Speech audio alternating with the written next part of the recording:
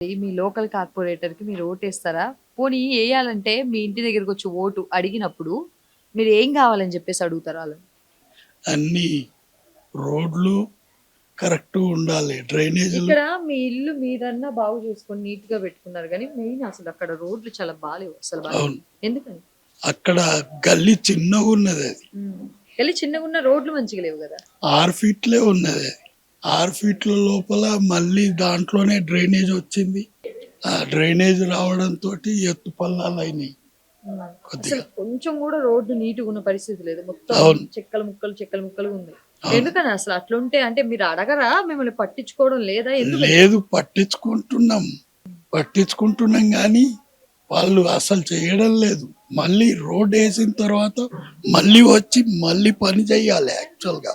అసలు రోడ్ ఏసినట్టే లేదు. ఎంతకాలం అవుతది బయట రోడ్డేసి? అటు రోడ్ వేసి చాలా కాలం అవుతున్నది.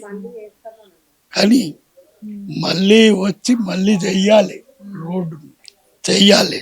ఎవరు మీకు ఇక్కడ చేయడం లేదు.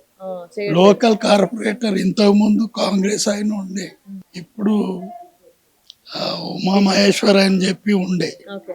ఆ, ఇప్పుడు అడుగుతారా మరి ఈసారి ఎలక్షన్స్ కార్పొరేటర్ తప్పకుండా అడుగుతాం.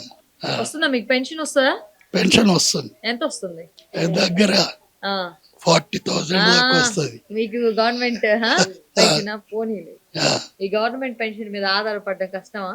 అంతే, కష్టమేం లేదు. కానీ ఒక్కోసారి ఇస్తా అంటాడు, ఇయ్య అంటాడు. మన చేతుల్లో ఉండదు. అంతే. సరే సరే అంకుల్, థ్యాంక్ యూ. సరే.